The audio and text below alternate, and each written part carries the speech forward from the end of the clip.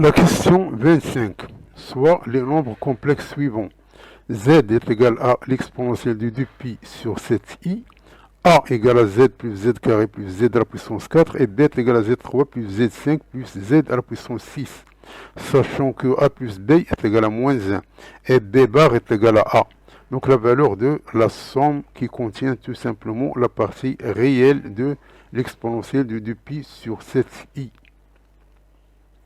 La question 26, dans le plan complexe menu d'un repère orthonormé, on considère les points A et B d'affixe x. Respectivement, A est égal à 1 plus i racine de 3 et B est égal à moins i a bar. Soit C l'image de A par la rotation de centre O et d'angle pi sur 6. Et soit C la fixe du point C. En déterminant la forme trigonométrique du nombre complexe Z est égal à B sur A, quelle est la nature du triangle OBC. La question 27, on considère l'équation différentielle. Donc, elle donne, ça c'est la solution.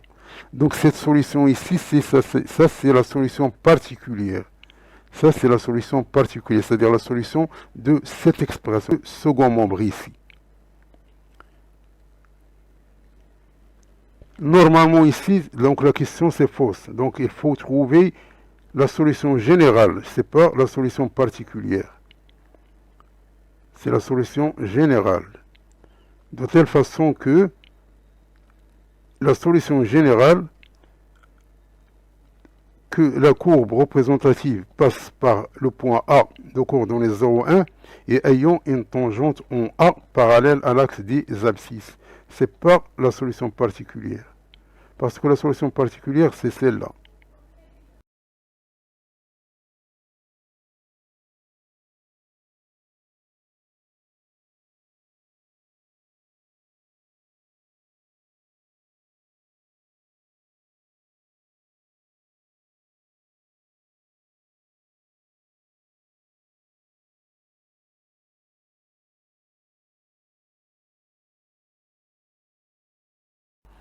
Donc, on a z est égal à l'exponentielle de 2i sur 7. C'est une racine septième de l'unité. Donc, on a a, on a b, et on a a plus b, et on a b est égal à a bar. Donc, a plus a bar, elle est égale à moins 1. Donc, a, puisque a plus b est égal à moins 1, et b est égal à a bar. Donc, a plus a bar, elle est égale à moins 1. Donc, a plus a bar, c'est 2 réels de a. Elle est égale à moins 1, c'est-à-dire que réel de a est égal à moins 1,5. Donc, autrement dit, A, on connaît la partie réelle et Y, c'est la partie imaginaire. Et A, elle est égale à cette expression ici. Donc, ça, elle est égale à réel de A plus I imaginaire de A.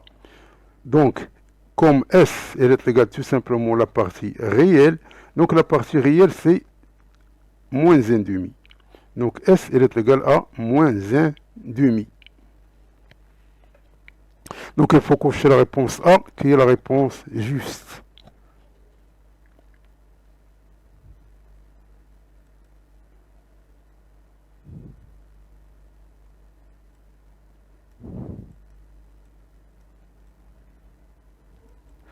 La question 26.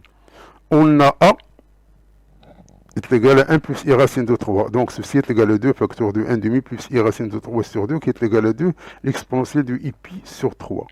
On a C l'image de A par la rotation de centre 0 et d'angle pi sur 6. C'est-à-dire que C elle est égale à 2 l'exponentielle de i pi sur 3 qui multiplie e i pi sur 6. Donc ceci est égal à 2 e i pi sur 2 qui est égal à 2i. Et on a b est égal à moins i a bar, c'est-à-dire moins i, et a bar ici c'est 1 moins i racine de 3.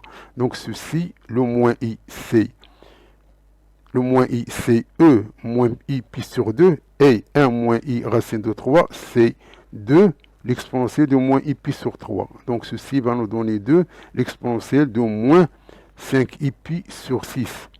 Donc la forme trigonométrique de z qui est égale à b sur a, parce qu'ils nous ont dit calculer ce terme ici. Donc ceci, tout simplement, il est égal à l'exponentielle de moins i 7 pi sur 6.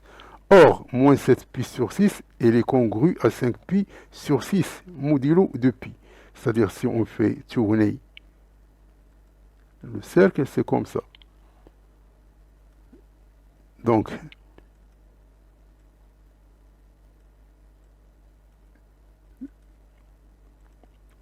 ça, si on prend le cercle, il faut qu'on divise en 6 parties. Donc 5pi sur 6, c'est cette partie-là. 5pi sur 6, c'est cette partie-là. 6pi sur 6, c'est pi. Et 7pi sur 6, c'est cette partie-là. Donc, moins 7pi sur 6, c'est 5pi sur 6. Donc ça, il est congru à 5pi sur 6.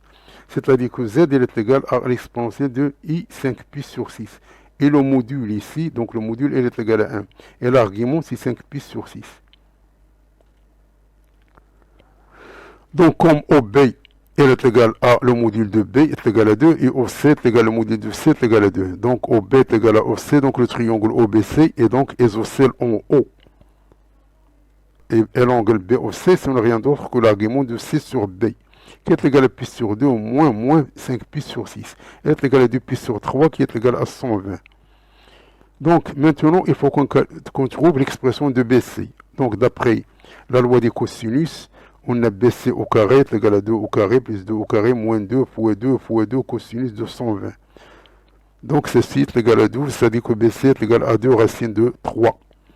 D'où Z, donc Z, elle est égale à, donc Z est égal à l'exponentielle de I 5pi sur 6. Donc Z est égal à l'exponentielle de I 5pi sur 6. Et OB, OC, elle est égale à 2 et BOC est égal à 120. Donc par conséquent, le triangle OBC, elle est isocèle en O.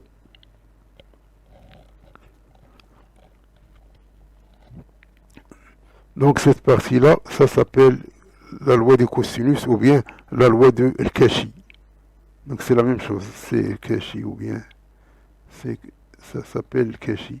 C'est-à-dire que si on a ici, ça c'est A, ça c'est B, ça c'est C, ça c'est un angle alpha. Donc C au carré, elle est égale à A au carré, plus B au carré, moins 2, AB, cosinus de alpha. Cosinus de alpha. Donc c'est ça. Donc BC est égal à ça. Donc ça s'appelle la loi de Cauchy ou bien la loi des cosinus. C'est pas la loi des sinus.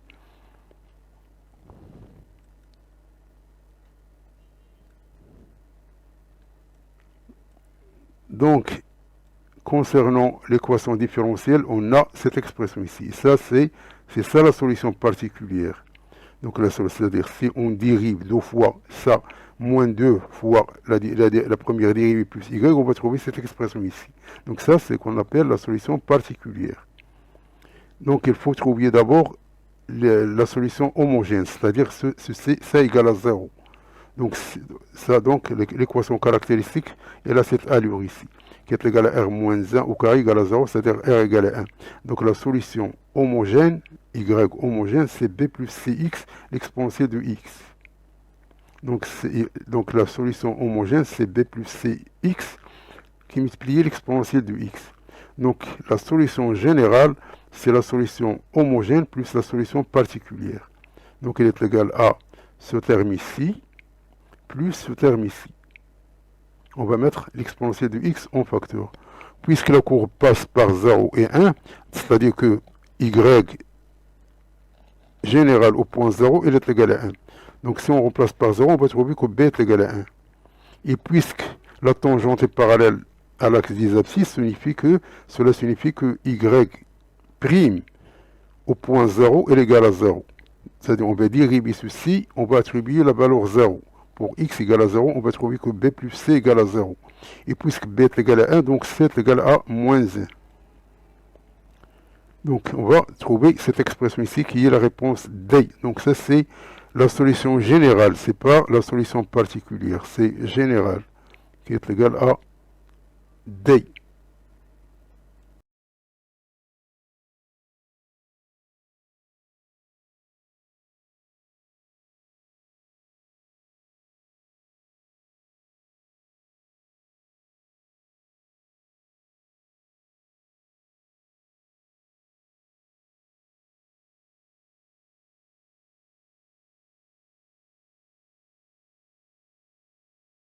Donc ça c'est 7pi sur 6. 7pi sur 6. Ça c'est 5pi sur 6. 5pi sur 6. Donc moins 7pi sur 6, c'est 5pi sur 6.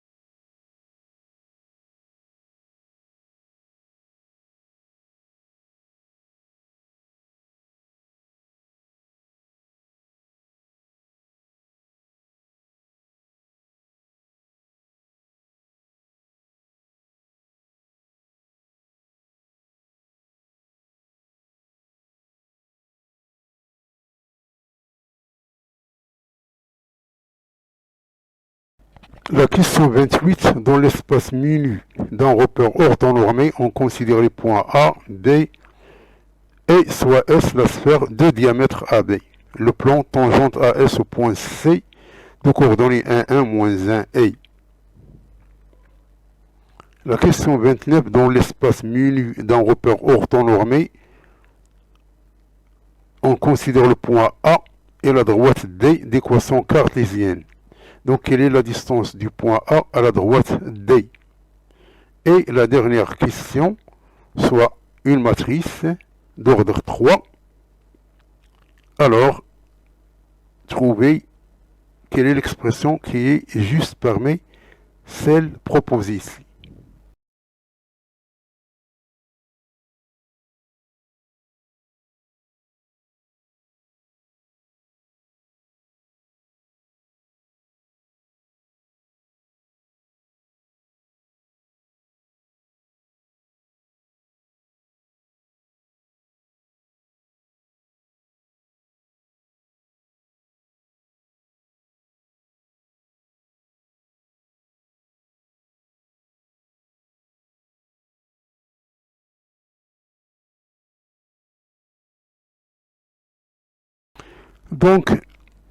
Donc soit la sphère de diamètre AB. On a A et B. Donc pour trouver le centre, il faut prendre le 7 plus moins 1 sur 2, le moins 5 plus 1 sur 2 et le 5 plus 1 sur 2. Donc ceci nous donne I de coordonnées 3, moins 2 et 3. Donc le vecteur normal au plan tangente en C de coordonnées 1, 1, moins 1 et. Donc il faut trouver le vecteur IC. Donc IC c'est les coordonnées de C moins les coordonnées de A. Donc ceci dans cette expression ici. Donc l'équation des plans, c'est tout simplement, c'est facile. Donc on va prendre ce vecteur ici, les coordonnées, on va multiplier par x, y, z, plus une constante d. Or, C, elle appartient au plan, donc il faut qu'il vérifie cette équation ici. On va remplacer x par 1, y par 1 et z par 1 pour trouver le d. On va trouver que d est égal à moins 5, d'où l'équation des plans, c'est cette expression ici. Donc ça, c'est la réponse A.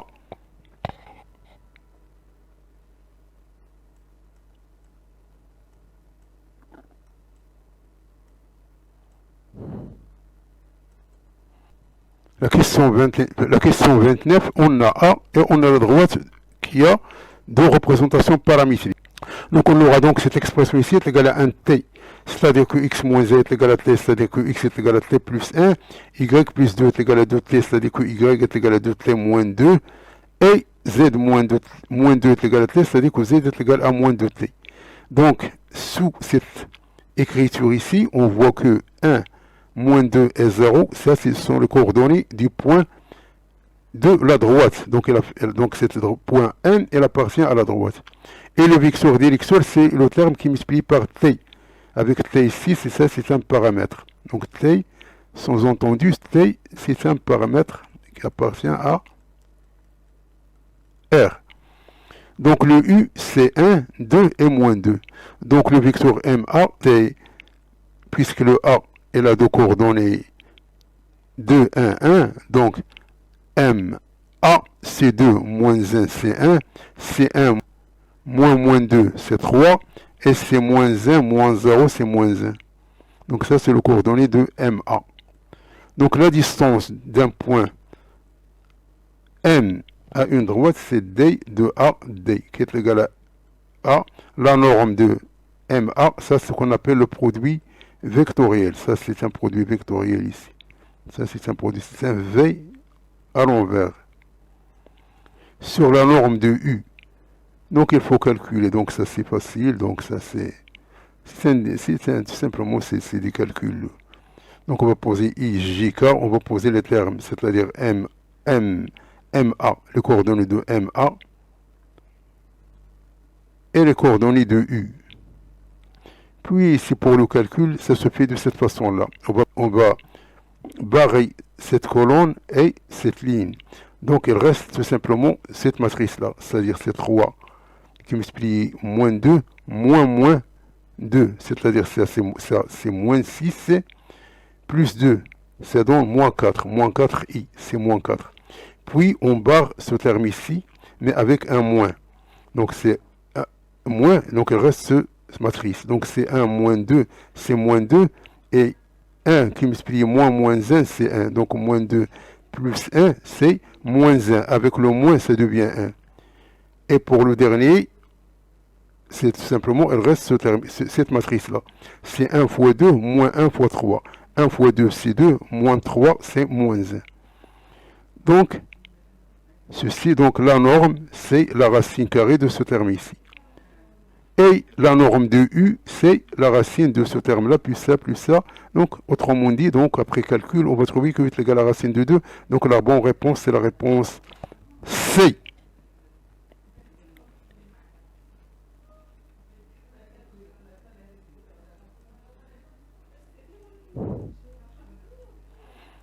La dernière question, on a le A. Donc il faut calculer A au carré. A au carré, c'est la matrice qui est multipliée par lui-même. Donc pour il faut multiplier la ligne qui multiplie la colonne, c'est-à-dire 1 fois 1 plus moins 1 fois moins 1 plus 0 fois 0, on va la mettre ici. Puis ceci qui multiplie ce terme-là, c'est-à-dire 1 fois moins 1 plus moins 1 fois 1 plus 0 fois 0, on va la poser ici. Puis 1 fois 0, moins 1 fois 0, 0 fois moins 2, on la pose ici et on va commencer. Donc on va essayer de faire la même chose avec la deuxième ligne, avec la troisième ligne. On va trouver cette expression ici. Donc a à la puissance 3, c'est a au carré qui multiplie a. Donc ce terme ici qui multiplie cela. Donc ceci dans ce terme ici. Donc on va mettre k en facteur, on va trouver que ceci est égal à 4a. Donc puisque A3 est égal à 4A, donc le A et A3, donc le A et A3, ils sont liés Donc, puisque A à la puissance 3 est égal à 4A, donc A et A3 sont liés. Donc ici, ils sont liés E3. Ce n'est rien d'autre que ce terme ici, c'est-à-dire que E3 avec A3, elles sont liées. Donc, il faut écarter ce terme ici, puisque si on veut, si on n'a pas trouvé qu'ils sont liés, alors dans ce cas-là, il faut qu'on trouve, c'est-à-dire le déterminant de A, il faut calculer donc il faut calculer le déterminant de A et s'assurer qu'elle est différente de 0 pour que A soit inversible. Et ça, c'est la bonne réponse. Ça, c'est pas libre, ils sont liés. Et ça, le A3, il ne peut pas être égal à E3. C'est-à-dire que E3, c'est tout simplement les termes constants, c'est-à-dire 1, 0, 0, 0, 1, 1, 0. Donc, la bonne réponse, c'est la réponse A.